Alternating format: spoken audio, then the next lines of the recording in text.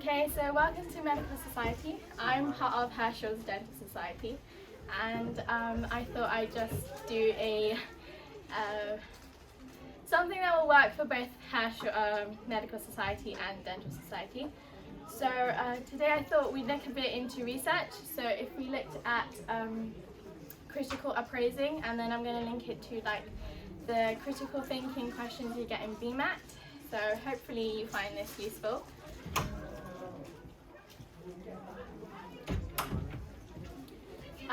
So why is critical appraisal important? So you need to be able to know that what you're reading is true and like reliable.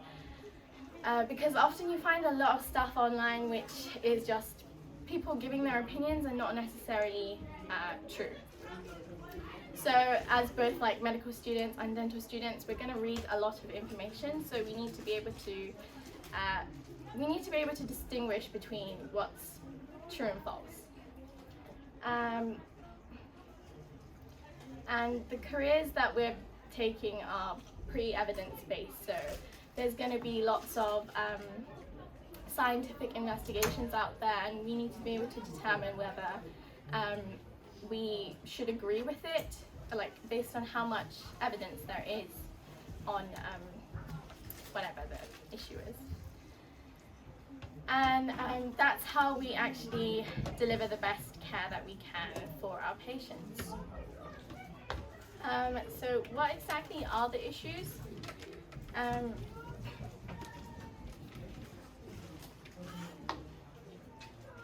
So sometimes people will suddenly write about something because they know that it's going to create a lot of attention, but they won't necessarily look into whether all the evidence points into that way. Sometimes you might have an investigation where like one piece of evidence shows this, but then they write about it as if all of the evidence is showing this, even though it's just one piece of evidence. So that's why we need to always have like more than one piece of evidence when we take into account like all the research that we've done based on a topic. So that's why we carry out systematic reviews. I'm not sure if you can see, but that's the process that goes into a systematic review. So like each of these are different steps.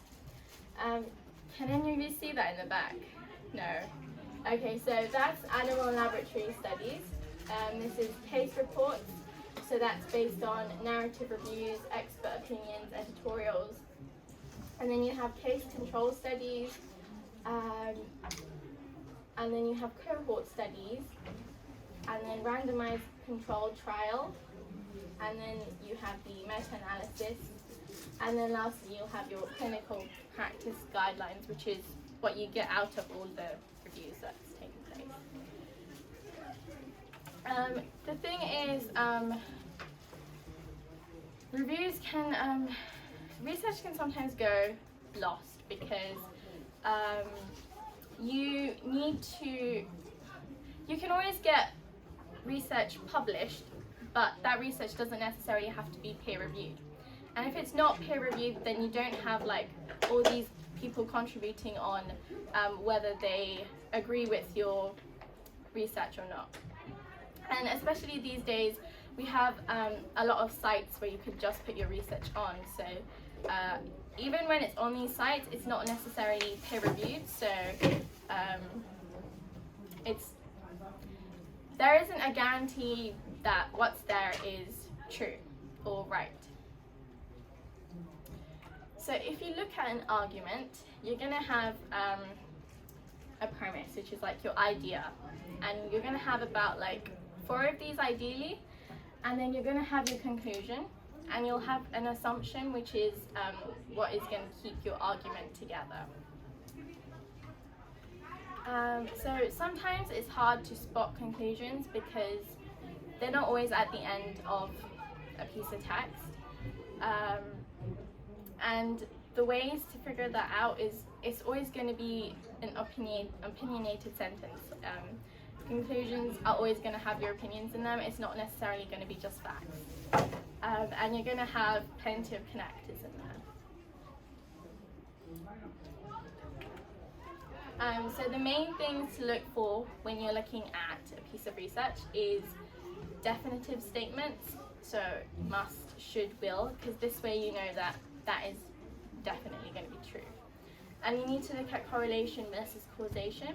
So an example of this is that the sun rises when the birds chirp, and therefore the birds make the sun rise, which is not necessarily true, but we'll come back to this later. And then you've got statistics, which is which adds to your evidence. So if we have a look at this article, if you guys just want to take some time to read it, do you want to just feedback on what you think is good and what's bad about this article?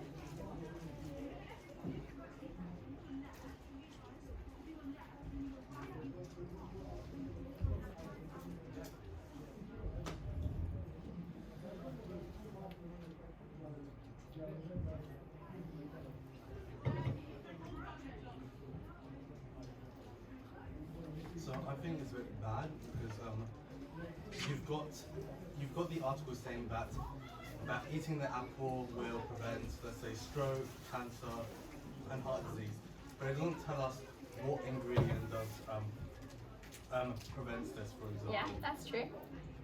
What did you want to say? I would like to add to the statement.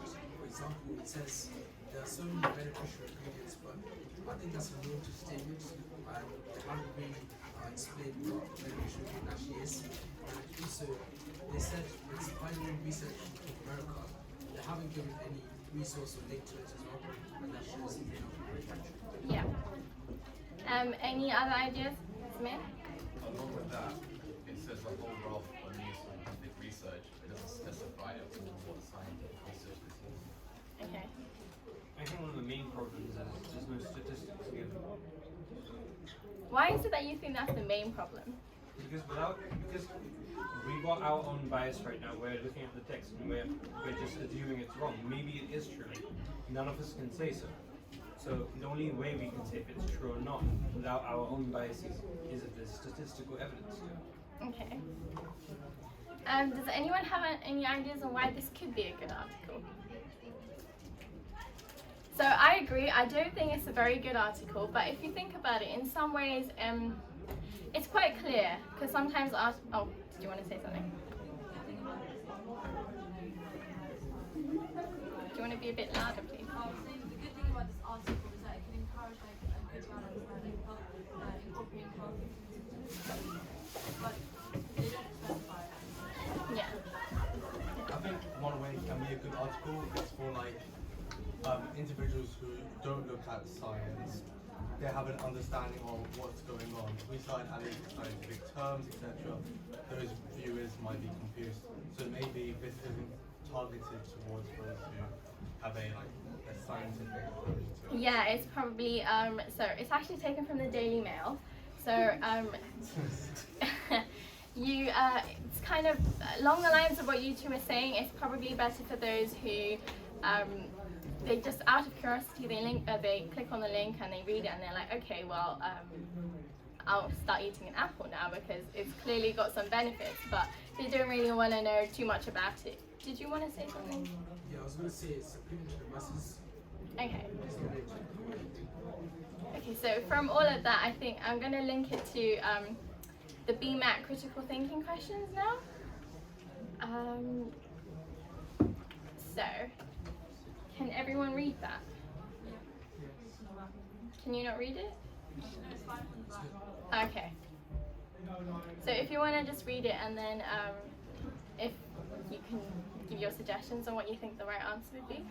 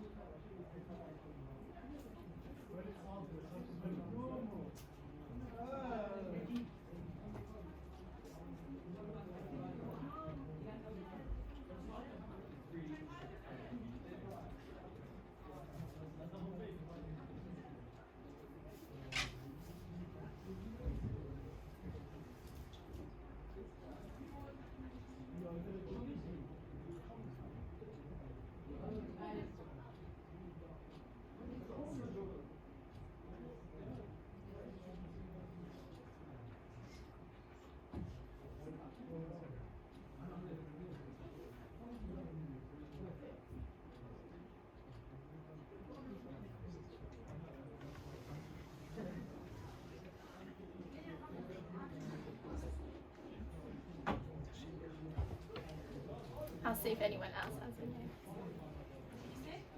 any. Does anyone else have any answers? Do you want to give your answer? D, okay. Does anyone else have a different answer? A. Okay. Vedant? B, okay. How about we take this to a vote? So how many of you think it's A? How many of you think it's B? C? Anyone for C? And D? Okay. Well, the correct answer is D. Okay. So we'll go through this. So if you break it down into simple sentences, then what it's essentially saying is that copying is art and copying is forgery, and therefore forgery is art. Okay, so this is how you think about it normally. But if you start putting it into logic, because critical thinking is all about logic, then what you're saying is that A leads to B and A leads to C, and therefore C must lead to A. So you need to figure out the one that links with this. So if you look at A, it's A leads to B and B leads to C. Therefore A leads to C rather than C leads to A. Okay. And then in B, it's A leads to B and C, so therefore B will lead to C, which is still not what we're looking for. And then C is A leads to B, and therefore it does not mean that A will lead to not B. Wait. And therefore not A will lead to not B. Okay. And then if you look at D, D is saying that A leads to B and A leads to C, and therefore A must lead to, therefore C must lead to A. Does anyone want me to go back to have a look at the question again? Yeah?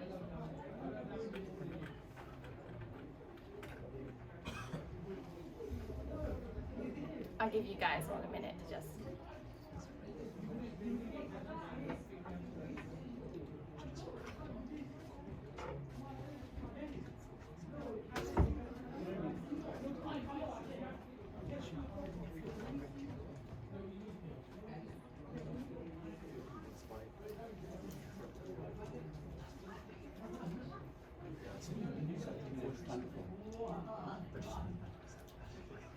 Does everyone understand it now? Yeah? Okay. So before we move on to the next example, I just wanted to explain a strong versus a weak argument. So there are two different ways in which an argument can satisfy the logic. So one way is that the argument must be valid, and then the other one is that the argument is strong. So if that doesn't make sense, so hopefully it'll make sense at the end of this. So here's our argument. All humans have DNA, and Pat is a human, so therefore Pat has DNA. So between valid and strong, does anyone have an idea which one this argument would be? Do you want to? Okay, and why are you saying that?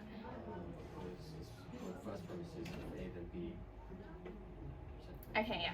So it's a valid argument because if the premises are true, then the conclusion can't possibly be false. So then the next example is 50% of humans are female. Pat is a human, and therefore Pat is female. The examples are quite basic, so that it's easy to understand. So with this is, we've got your statistics, Vedant, but the percentage isn't exact. But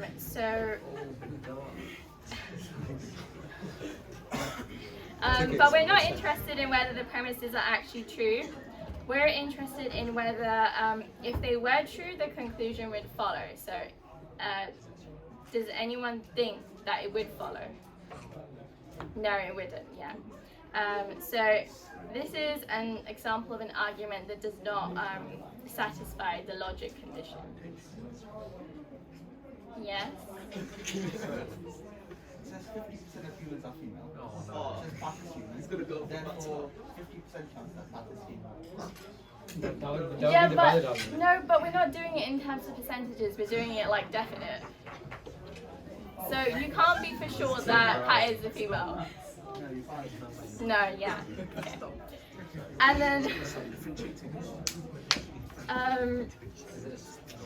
And then, the last example is 90% of humans are right-handed, and Pat is a human, and therefore Pat is right-handed. So this argument is different. In this case, the premises make it very likely because we've got 90% likely. So the conclusion can be true. It doesn't guarantee that Pat is right-handed, but we might want to still say that it provides good reasons to think that Pat might be right-handed. So if this was the case, then the argument would satisfy the logic condition. Because all the premises are true, and therefore it gives us a good reason to believe the conclusion. So this difference is what enables you to distinguish between a weak and strong argument. So, the first argument is what we call a weak argument. So it does not satisfy the logic conditions, so it can't be a good argument. The second argument is a logically strong argument. It does satisfy the logic conditions, so it can be a good argument.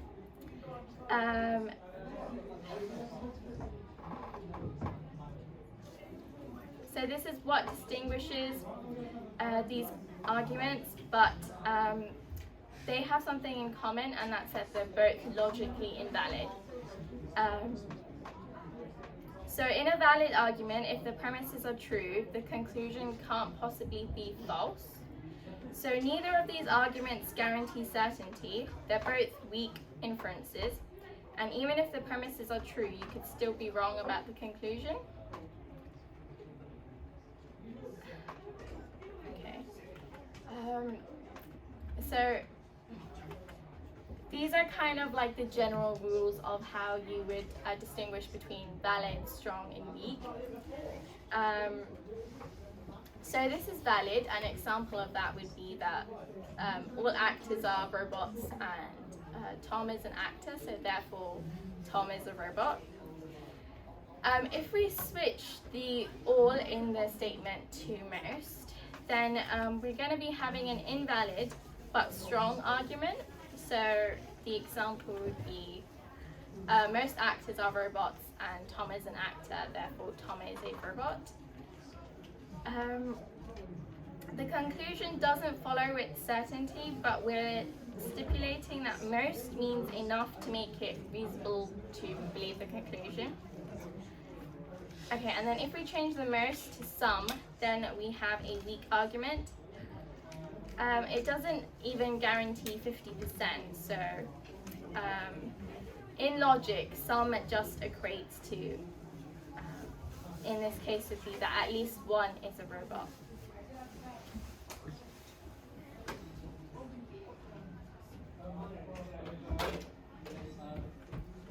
That was the example.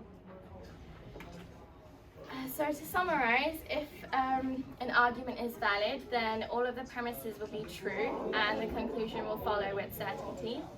And if it's strong, then all the premises will be true and the conclusion will follow with a high probability. But if it's weak, then the premises will still be true, but the conclusion will not follow with certainty or a high probability. So they kind of go in the order of valid, strong, and weak. So you can still all make arguments based on this. Above what number would you say something is high probability? Above what number would you say something is high Would probability? it just be above 50% for it to get considered? When it was at 50%, it was weak. So because when it was at it was 90% that was high, but 50% is the equivalent to some, right? It's not most, is it? So kind of works like that. So like 75% and above would be strong. Yeah.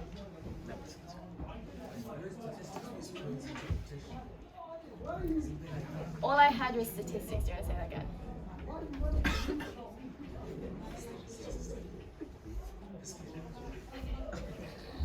Okay, so this is last BMAT question. So if you want to just read that. Oh, and there's more than one solution for this.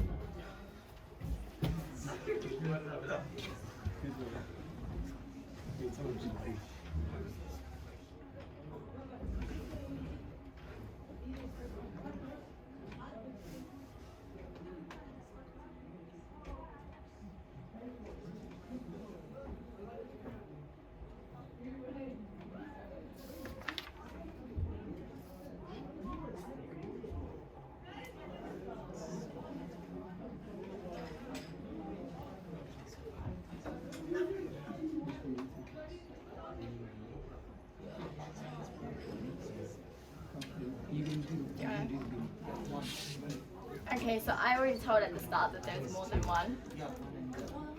1 and 3, okay. Any other ideas?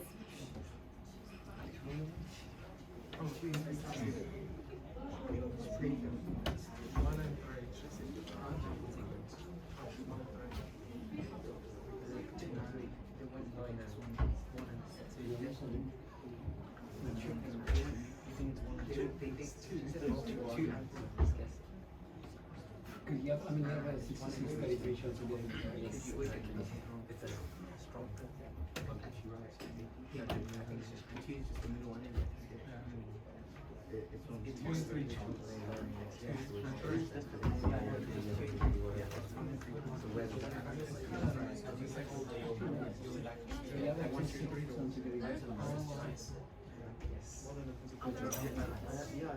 I agree with that.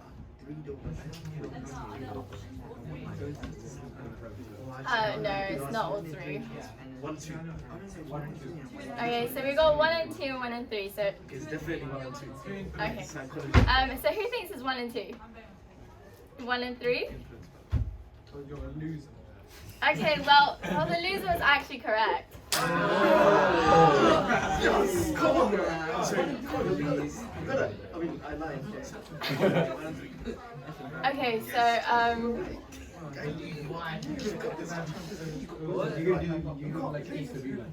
so when you put it simply, it's saying that not sleeping well as you get older causes memory impairment. So if you put that into logic, that's A leads to B.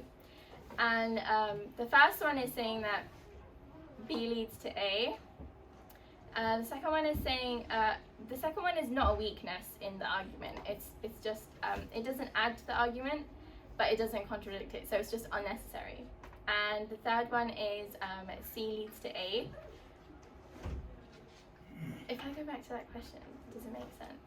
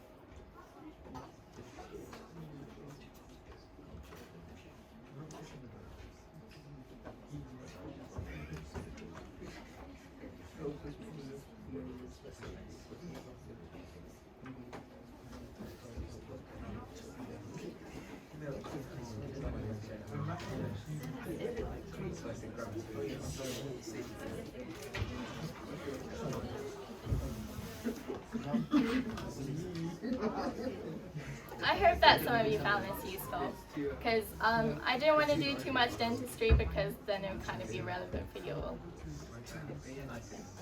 Oh, that makes sense.